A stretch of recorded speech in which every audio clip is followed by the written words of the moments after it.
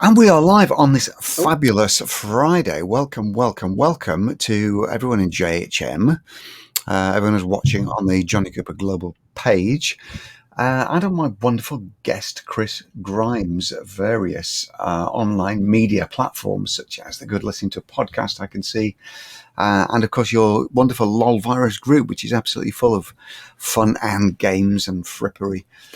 So we're streaming everywhere, basically, and you guys have all got the chance to watch this live. What we're going to be doing, and I'm going to shut up in terms of curating and managing this stream very, very shortly, because Chris Grimes is going to take over. This is actually a fly-on-the-wall documentary, no less. It's an actual a live recording, a behind-the-scenes live recording, if you like, of Chris's marvellous podcast. The Good Listening To podcast. So, welcome on to all my tribe and anybody else watching this live. Stick with us. This is going to be fun. Chris, 45 minutes or so, isn't it? Something like that. yes, the idea and the structure of it's a 45-minute template based on a curated journey of several storytelling metaphors. Get me. Beautiful. Check me out. So, guys, if you're watching this, put the kettle on, but don't lose this stream, because this is going to be fun. You're going to get a whole bunch of insights into me, if you're at all interested, and Chris as well as my interviewer. And you'll only be 15 minutes late for the tennis if you stick with this for the 45 minutes. Because I know that the main man is playing on the clay at 1:30. Well, I have no interest in games with balls of any kind. So, Okay. Chris, I'm going to shut up and hand over to you. If you want to do your intro for the podcast thing now, this is going to be like a clean recording. If you don't mind, do a preamble, and then I'll get going, and it'll be really clear when I get going. Is that okay? Okay, you beautiful people. So, yeah, open your ears. Here we are, Chris and me. Yes, here we go. So this is me welcoming the wonderful Jonny Cooper, the legend, the man, the myth, and we're going to find out who the myth is behind this in a recording of a podcast that's been going for about 10 months called The Good Listening To Show, which has got its own weekly show on UK Health Radio, and then it then pulls the show into the podcast space as well. So I'll get going as if I'm introducing Jonny to the UK Health Radio, and sit back, relax, and enjoy a lovely series of storytelling metaphors as we find out who's Jonny Cooper and what's his story, please. Are we ready? Are we sitting comfortably here? Then we shall begin. So I bid you several welcomes to the Good Listening To Show on UK Health Radio, and also on the Good Listening To podcast platform as well, which is hosted on Buzzsprout. And this is a very, very exciting day, because this is a bit of a show within a show within a show. There is a bit of Shakespeare coming up, but this is a live recording on Facebook. And it's going to also subsequently using the recording to go into the UK Health Radio space. So it's very exciting. So Chris Grimes is me. This is Jonny Cooper. We'll all just give him a quick round of applause and say, hello, Jonny. The sound of one man clapping, but millions of people watching is what we're experiencing here, obviously. So I'm going to take you through the storytelling metaphors of the Good Listening To podcast. It's all to play for, because we've got a clearing, then we've got a tree, then we're going to shake your tree to see which storytelling apples fall out. And then we've got some alchemy, some gold, a cheeky bit of Shakespeare, and then a cake. And the clearing is where all good questions come to get asked, and all good stories come to be told. So, Jonny Cooper, first of all, welcome to this space. Our relationship, by the way, is you've been very, very on my radar in your amazing capacity to, I think of you as being the king of sticky messaging, because you've been giving wonderful content within your own platform, the JHM Academy. You've also got your own signature program, the CAB signature program. Please feel free to go as deep into all of that as we go through what we're about to talk to. But you're very welcome. Jonny Cooper, how's morale? What's your story of the day, please? Well, I am very, very pleased to be here. My story of the day is that it is a glorious Friday. My personal story of the day is that I will be picking up my little boy, Oscar, who is 5, from his last day of the week at school. And we go up into town for a little treat, and there's an ice cream or a Hot Wheels car or something like that. ice cream and Hot Wheels cars. Now, I know that you love your cars too. And when I was researching you, you mentioned a lovely expression, which is back in the day when you were used to turning cash into noise, you said. Which is Yes, about turning money into noise, yeah.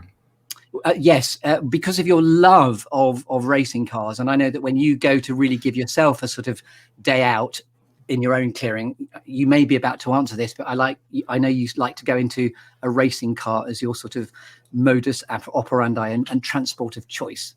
Yes, I mean, what's not to love? Tear-arsing around a racetrack, ending up at the same place you started, but a few quid lighter. I love that expression from the cut of your jib, tear-assing round a racetrack. Lovely. So let's get straight in then to, I know you've mentioned your son, Oscar. Happy birthday to him recently. I know he was 5. You're a piano player as well. Yes, you're a dad. And you're an author. And here we are within your group. And thanks for having me as your guest as I bring you as my guest into this place. So first of all, then, let's get cracking. What is a clearing like for you, Jonny Cooper, metaphorically or literally? Where do you go to get clutter-free, inspirational and able to think, please? Well, I'm quite lucky in that I've kind of learnt 2 things in my life. I've learnt to do 2 things in my life, which are perhaps unusual in terms of the general population. Number one, I can play the piano to a reasonable standard because I've been learning since I was 8 years old, and I'm still learning today.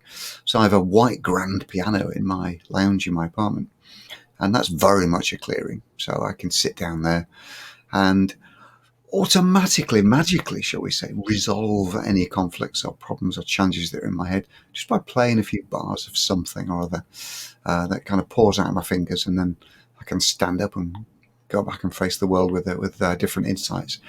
My other clearing, I guess, which is probably an adjacent clearing in this forest of ours, is, as you've suggested, strapping into a racing car.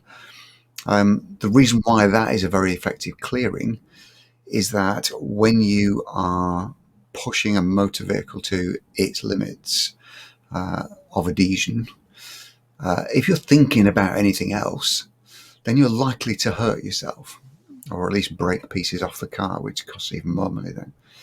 So full and complete concentration is the only mode to be in when you're actually sitting in a racing car. And as you probably know, and your listeners probably know, when you're concentrating 100% on one particular thing, any troubles and challenges and other head trash that's floating around doesn't get your attention at all and disappears. So I think that's why the motorsport is a very cathartic clearing. It demands 100% concentration, basically. I love the sort of rich storytelling stream there. 2 vehicles to bring you into the present, which are your piano, as you said, the music just coming out of your fingers and taking you out of yourself, and then strapping yourself into a racing car where, again, your presence is acutely required. So I love that. So within your clearing now, I'm going to arrive with a tree. So you can decide whether we're in the vehicle cabin of a racing car, or if I turn up with a tree, a bit like Waiting for Godot-esque, here I am with an existential tree where we're going to shake your tree to see which storytelling apples fall out. Would you like me to appear with my comedy foliage next to your piano or next to your racing car? Come on, let's do the racing car. Let's do the racing car. Okay, so I'm going to try and sort of heft myself into the cabin as we go off on the racetrack with Jonny Cooper. Lovely. So good luck with the traction of this then. So we're going to shake your tree now, Jonny, to see, let your storytelling unfold. Now, this is where you were kind enough to have thought about, you've had 5 minutes, Jonny Cooper, to have thought about 4 things that have shaped you, 3 things that inspire you, 2 things that never fail to grab your attention, borrowed from the film Up. That's squirrels. What's always going to never fail to grab your attention. And then 1 quirky or unusual fact about you that we couldn't possibly know until you tell us. Now, in that design, there's a deliberate invitation, as you're doing already, to go deep. So you don't have to shake the tree in a wanna, but over to you to interpret the apple shaking and crunch as your heart desires. So what would you like to start with? So give me those. Give me the heading for those 4 things. So 4 things that have shaped you, first of all. So the first is my dad having a mini empire, mini chain of music shops in the north of England, because he was instrumental in providing. You see what I did there? I do see what you did there. in providing musical equipment for me throughout my formative years. And Hammond organs would show up on a regular basis in our lounge, one after the other, not simultaneously. You'd be glad to hear. And these were trade-ins because they had the Hammond organ franchise, my dad and his brother, for the north of England. So working men's clubs were big in those days, in the 60s and 70s, and the organs didn't last very long in the clubs before they got full of beer and cigarettes and stopped working.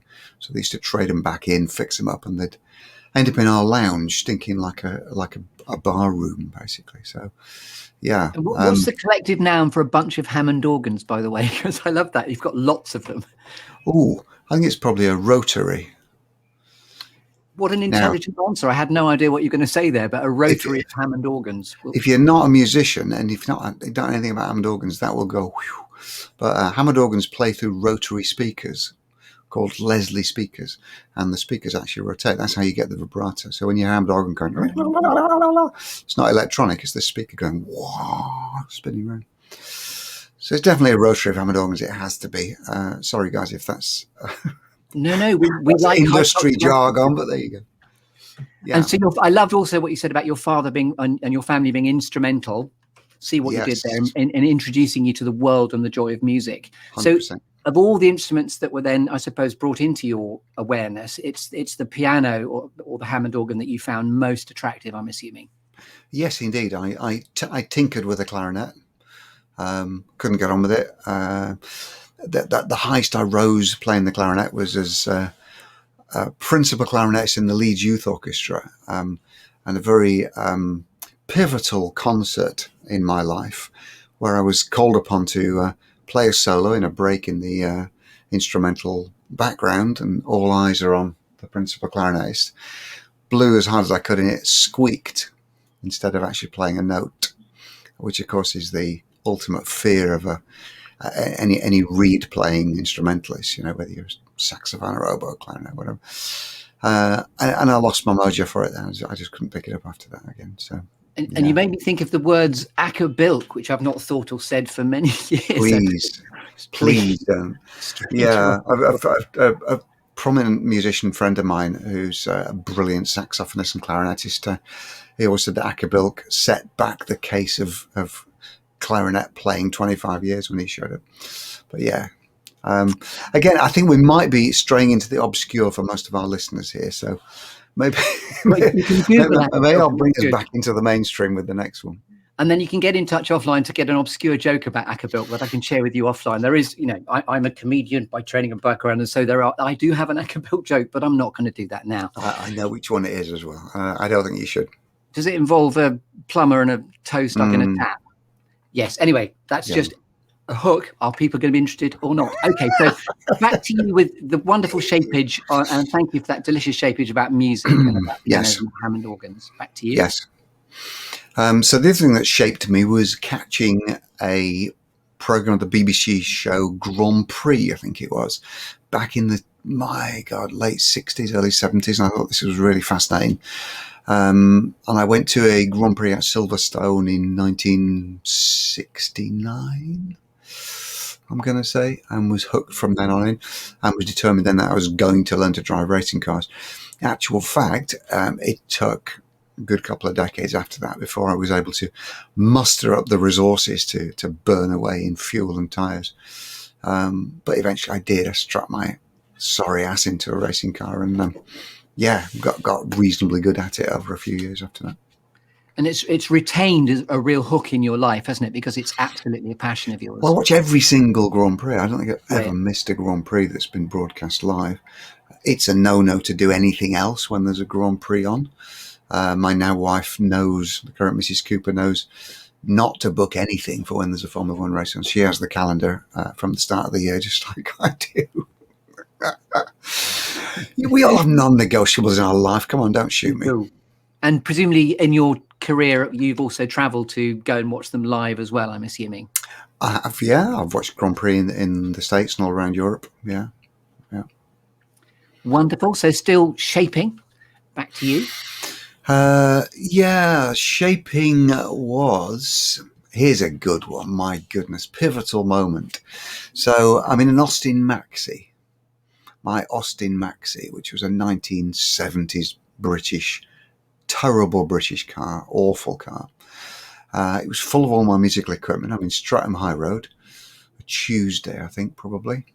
It was raining, of course, because it was Streatham and it's the UK.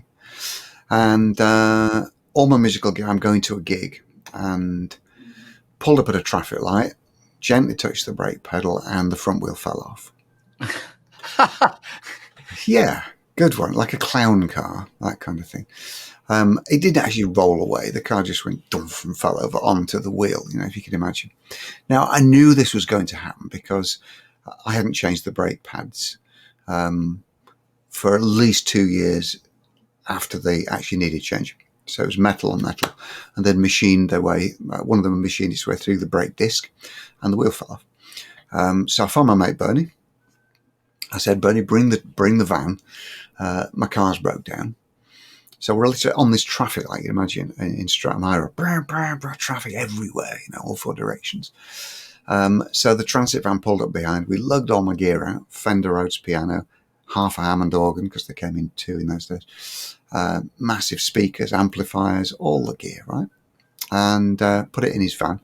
Pull the number plates off the car, because you could do it in those days before they had records of chassis numbers, and drove away. And that was a metaphorical and literal driving away from my life as a professional musician. Wow. I gave up at that point. I said, I don't want to do this anymore. And that evening, in the Evening Standard, there was an ad in the back that said, closers wanted, £1,000 a week. I had no idea what a closer was. It sounded like an easy job from just that one word.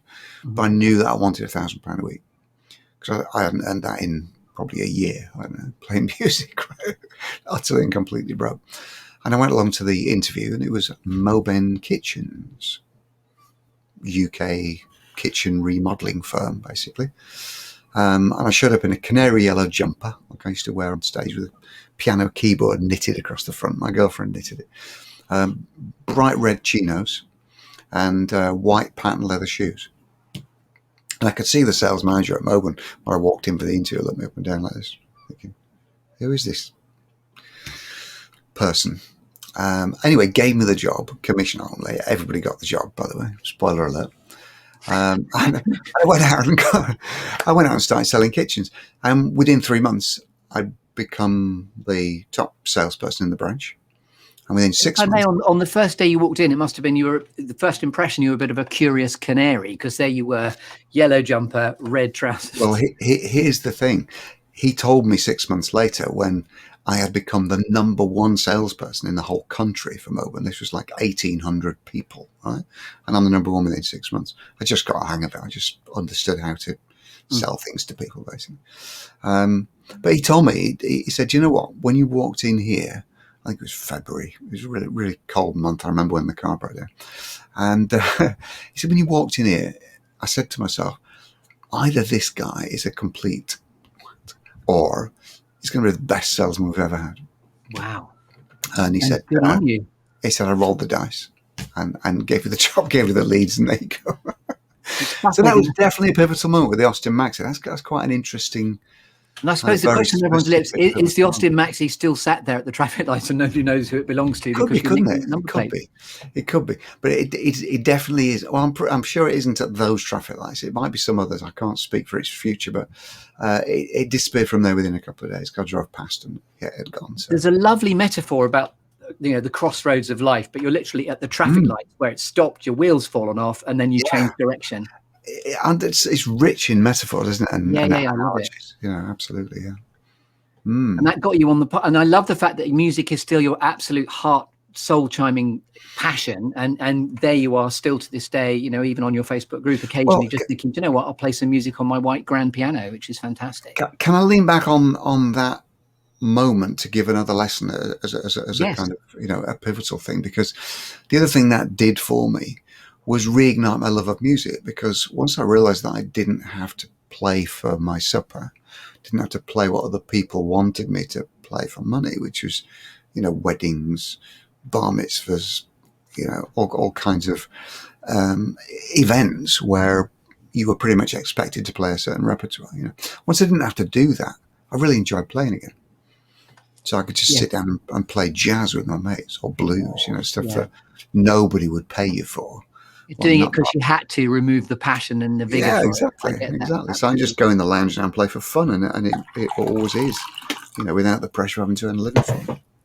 Lovely and wonderful sound effect there of pouring a drink, Jonny Cooper. We like that. This is radio at its best. Wasn't just a sound effect; it was actually me pouring a drink. Actually happened. Lovely. So we're still there in the shapeage as we continue to shake your tree. So I think that's 3 things. I thought we'd done 4. Is that all 4? Well, I gave you the 4th based on the same incident. I said it reshaped my life, my love of music. You see. In which case, you let me off with that. Of course. So now 3 things that inspire you. 3 things that inspire me. My son. He inspires me in a way you may not immediately imagine. Obviously, the things kids say are in and of themselves inspiring. But Oscar inspires me to seek longevity and enduring health, because I want to be around when he gets older. He's only 5, is Oscar, and I'm quite a lot older than that. So, I don't want to be some old bloke picking up from school, hobbling around with a stick, So Oscar inspires me to do that. So that's number 1. Was this about company? Sorry to interrupt you, but Charlie Chaplin was famous for having children into his 80s, but he couldn't pick them up in the end. I know, he was extremely fertile, wasn't he? But he couldn't pick them up. But you're not in that position, which is the great news. Not quite. Although who knows what's around the corner? Never say never, as they say. So the question is about 3 people who inspire me, or 3 things. It could be things, attributes, qualities. It's open to interpretation. There's no fixed, however you're deciding to interpret is fine. Well, second thing is, as part of this broadcast, we're streaming it live into my group of coaches and therapists. Hi guys, I have to say that you guys inspire me, coaches and therapists, because my work in helping coaches and therapists to market themselves and brand themselves and get their wonderful message out into the world has a very distinct trickle-down effect. So by helping them to be more effective, they get more clients, they help more people, and it improves the whole health of the world, hopefully. So, I'm really inspired by that. Is that a good one for number 2? Yeah, that's a lovely sense of being in the right place at the right time, almost like a servant leader doing the right thing in there. There's reciprocity in there as well. What you give out, you'll get back. And you're wanting to help others become the best that they can be in your imperative. Yeah. The third thing that inspires me, and again, this is a kind of age thing. I don't remember at that point in life where I'm thinking deeply and regularly about longevity and ultimately legacy. But I'm inspired by some of the older musicians around me that I've followed, since they started their careers, pretty much. So bands and individuals that came up in the 70s that are still touring, still performing. Bands like Steely Dan, like the Eagles, artists like Stevie Wonder and people like that, where you just know that they built their career on doing something outstanding, something truly wonderful, that's a few levels higher than the average, in their profession. And by doing that, they're still around. And, I love the energy that they still put into it. People like Elton John and Rod Stewart, good grief. Older people, but still out there doing it. And that's inspiring, because it just shows you that if you do something you love and the world values you for it, you don't ever have to stop. Yes. So the idea of profound connection to passion and purpose. Yes. And in fact, something you've distributed, as I called you the king of sticky messaging, you gave a wonderful notion of polishing your golden why. There's a lovely graphic that you distributed, which is about a gold bar, and when we're about to tuck into your gold bar, what's the alchemy in the gold that you bring? And in all sincerity, that's part of what's coming next, and part of the inspiration for the alchemy and gold in what I now do in the podcast is because of that gold bar icon and image that you distributed. So I'd just like to thank you sincerely whilst I've got you here to tell you that. Hey, my pleasure. I mean, if any of this stuff has impacted at all, it's a privilege. I love it. Yeah.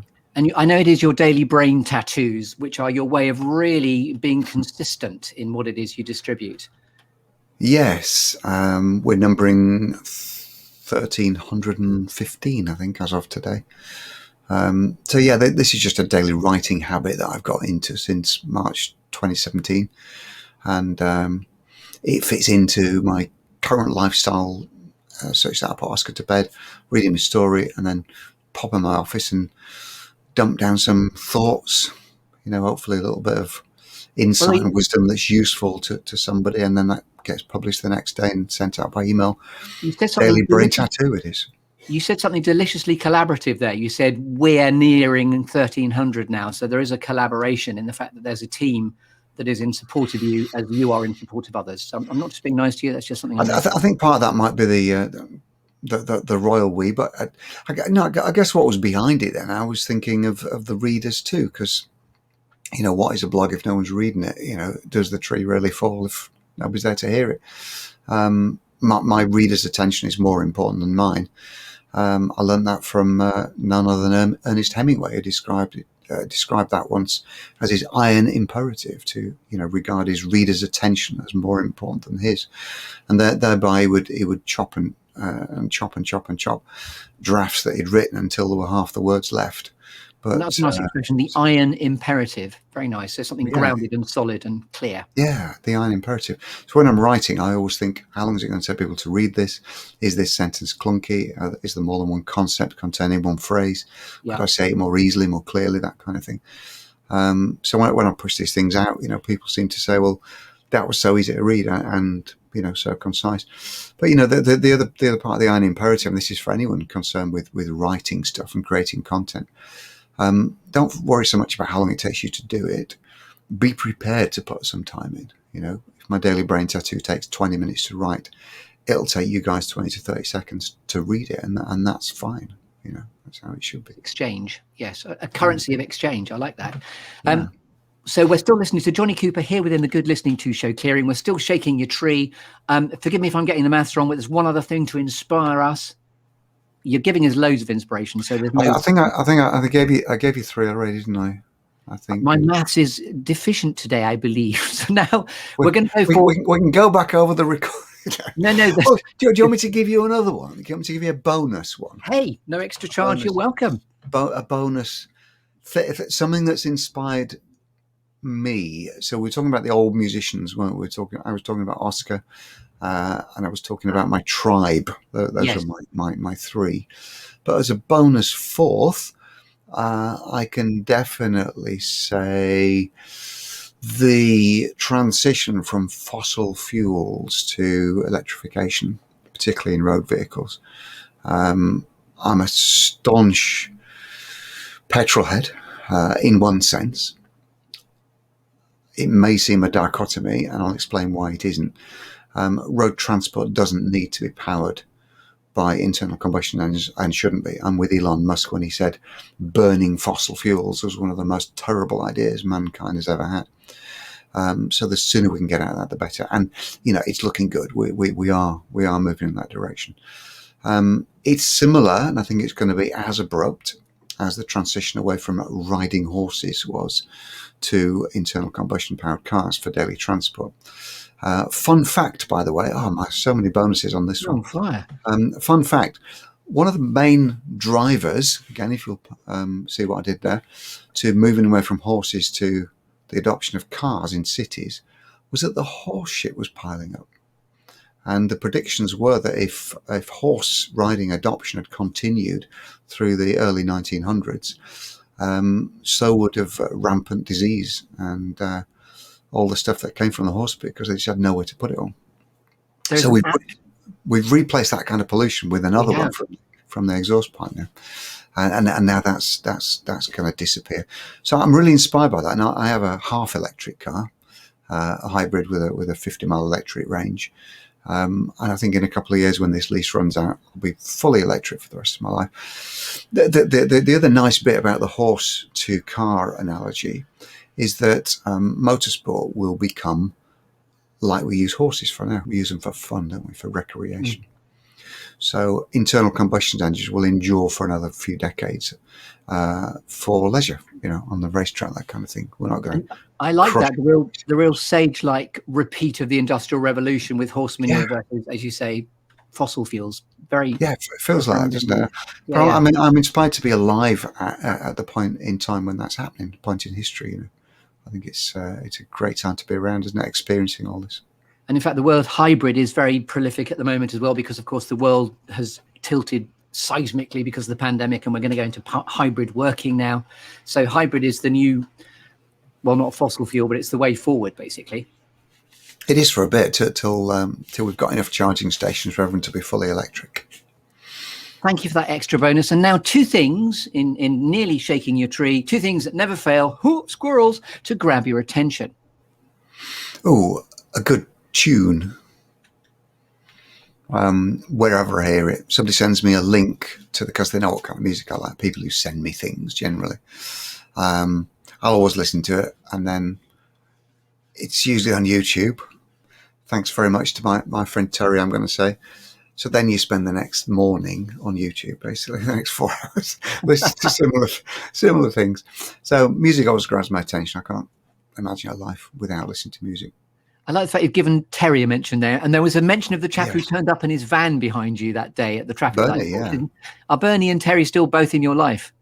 Totally, yeah. So we've known each other for 40 years, and we all know each other, actually. Terry and Bernie and me played in bands together, and we recorded an album in a studio in Carnaby Street in 1982 that went absolutely nowhere except into our cassette players. I love that. There's a lovely value of loyalty there, because those individuals are still there and deep seismic friends to you, Jonny Cooper. Lovely. Yep, exactly. Yeah, exactly. The other thing that always grabs my attention is the opportunity to help someone. So if someone in my tribe appears to be floundering or deficient in some area that I can help them with, then I'll always reach out and offer to help. Let's jump on a quick call and see if I can share some insights, that kind of message. And as well as something I can't resist doing, that fundamentally is the driver for my business. It's the underlying ethos of my business, basically helping anybody who looks like they need my help in exchange for them paying me something normally. Lovely. And we haven't said it explicitly, you can later, but I know it's Jonny Hates Marketing is the sort of the core of all of what you're describing through the Facebook group that you do too. And yeah, that's the name of the group, yeah. Sure. So now it's one quirky or unusual fact we couldn't possibly know about you until you tell us. Well, I was going to do one, but I've revealed it around social media in the last day or so. So if there's any overlap of the 2 audiences, you'll already know this. That I dye my hair unashamedly, and I tell the whole world. Not that anybody in the world is likely to be interested, other than as a bit of a sideshow to their lives. But yeah, I dye my hair unashamedly because I'm not ready to go grey yet. I don't want to. Will that do? Or do you want another one? You're good with your sort of Brucey metaphorical bonuses, so if you want to give us another one, please do. A quirky thing about me is that I don't know. These are going to sound so trivial, aren't they? They really are going to sound so trivial. Like I always sleep with pajamas on. Is that? No, that's good. That's a good quirky fact. Is that quirky? It's like a binary choice. You're either naked or you're not, and you're wearing pajamas. So what colour are pajamas currently? Grey and white stripes. Like an escaped convict in your sleep. I like that. Escaping from your own dreams. I love that. I just wonder if I could be any quirkier than that. That's a bit Keystone copy, isn't it? Oh, are you going to give me another bonus now? Well, I'm just going to say I'm a vegan, and that's occasionally quirky, isn't it? In some societies, in some gatherings, that would be regarded as quirky. I'm often at the end of the table, and people are going, "Oh, do you eat fish, Jonny?" And I'm a vegan. What that means, Mm-hmm. Yeah. So That's for three A reasons. vegan in striped pajamas was sort of a way of combining the two quirky facts there. I like that. So A vegan in striped pajamas. There you go. Now, I won't tell you why I'm a vegan. That'll be a vegan in striped pajamas. Lovely. An escaped convict from his own dreams is what I sort of strayed into there. So interpret that as you will. I've no idea what I said there. Okay, so now we've shaken your tree, but we're going to stay in the clearing and move away from the tree, but talk about alchemy and gold now. And also, this is rather deliciously also called the diamonds beneath our feet. And from anyone in the sort of creative world, there's an allegory which I can share with you if you'd like as to why it's also called diamonds beneath your feet. Would you like to hear the story? Yes. It's a lovely, delicious allegory for any of us in the creative endeavor about how when we're thrown off our axis and things seem to be really quite, the world is not responding, the diamonds are beneath our feet because of an apocryphal story of a South African drought farmer who's not farming drought, just to be clear, but everything's dying around him, crops are dying. And he's getting jealous because every day he reads the newspaper and everybody else seems to be doing a metaphorical Californian gold rush out there in the world, striking for diamonds in the South African plains. So he thinks, right, I've had enough of this. And he sells his farm and off he goes tragically into the wilderness for a life of further despair. The person he sells the farm to goes for a walk on his first couple of days, picks up a rock, puts it on his mantelpiece, and then 2 or 3 days later, a friend comes round, could be Bernie, and says, do you know what? That's the biggest diamond I've ever seen. And they start digging there and there, and that becomes the biggest apocryphally diamond mine in South Africa. So you've not been barking up a tree wrongly all these years, just dig beneath your feet. And, what you're here to reveal to the world are the diamonds beneath your feet. Right, okay. The South African connection there and diamonds spun me to thinking about Paul Simon, another one of these iconic, long life with his Diamonds on the Soles of Your Shoes track. I know that track very well from the album Graceland, isn't it? Beautiful music, wonderful music. So Jonny Cooper, then, using the metaphors of alchemy and gold, when you are at purpose and in flow, and all of us can think about this for our own answer to this question, which is the point of this metaphor. When you're at purpose and in flow, what are you happiest doing? And therefore, what are the diamonds you're here to reveal? Right. So I'm going to just test this metaphor and see if you think we're going along the right lines. So what I'm happiest doing when I'm in flow is creating in general, subheadings, creating music, creating a change in someone's life by impacting them with some strategies and ideas and mental support that might make them more effective in their work, writing stuff, creating writing. So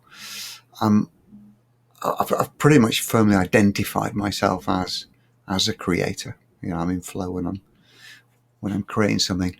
And we mentioned Paul Simon earlier, and he was challenged about this. You'll find this really interesting, I think.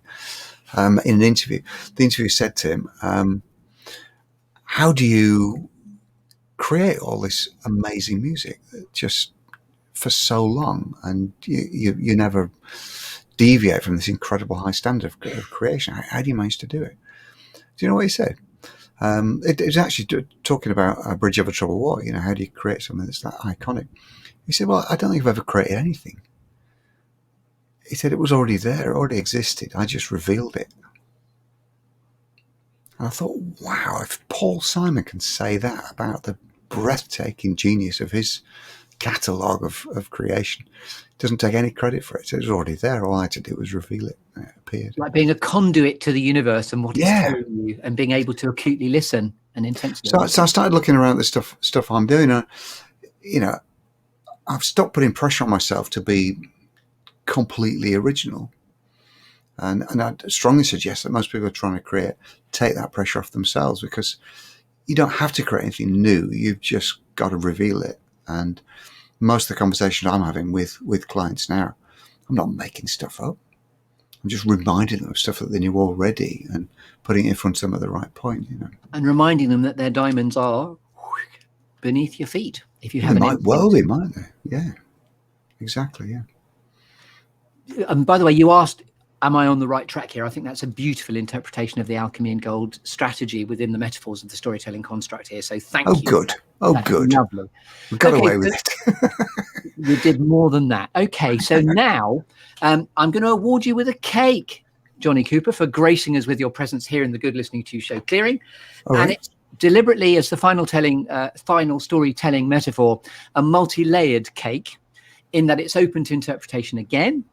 And what I'd like you to think about in how you answer this is, what's your favorite inspirational quote, and or also, what advice might you offer to a younger version of yourself? And or what's the best piece of advice you've ever been given? Okay. And then, and sorry, I did say it's multi-layered. This is where the Shakespeare comes in. Inspired by Shakespeare's "All the world's a stage and all the men and women merely players.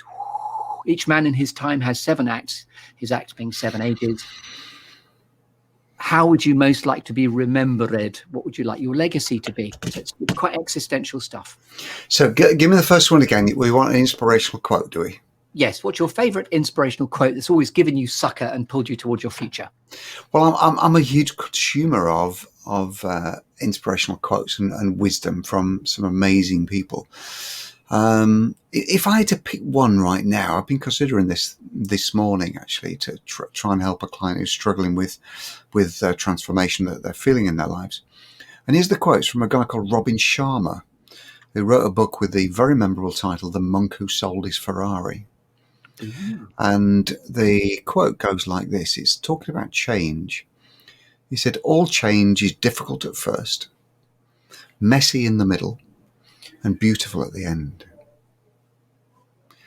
And I really like that idea of the change that we're striving for is to create a beautiful result, isn't it? But it's to let yourself off the hook and say, this isn't going to be a linear journey. It's not going to be beautiful all the way. You're going to get to the beauty that you're striving for, and that's the reason why you want to change. But it's difficult at first, messy in the middle, and beautiful at the end.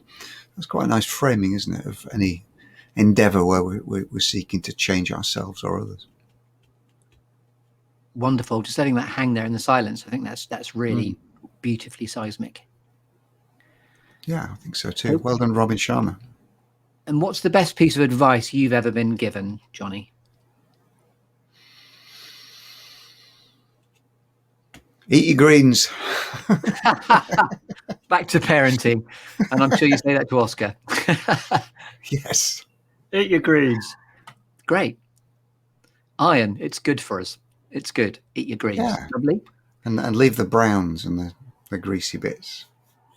And I mentioned at the beginning, by the way, that you're a survivor too, because I know as a sort of trailblazer, you've got the wonderful Phoenix story of having, made your fortune once upon a time and lost it in true entrepreneurial spirit as well. Because anyone who wants to read around about your story, it's a really profound story. So in amongst all of that, what's the best piece of advice you might give to a younger version of yourself? Don't sell the business to those guys. Is very specific advice. General advice? I don't know. This all seems like a rather cliched question, and it appears a lot in social media. People are always saying, "What advice would you give to your 18-year-old you?" I don't know. Just enjoy yourself, really. Enjoy yourself. Don't put too much pressure on. Just enjoy yourself. My daughter would say, "Take a chill pill. Take a chill pill." Yeah. I mean, again, if you take that too literally, you just kind of loaf around in your grandmother's couch for 15 years, you're not going to get anywhere. But, just enjoy yourself. Do what. There's got to be two parts to it. Do what you enjoy, but equally do what you're good at.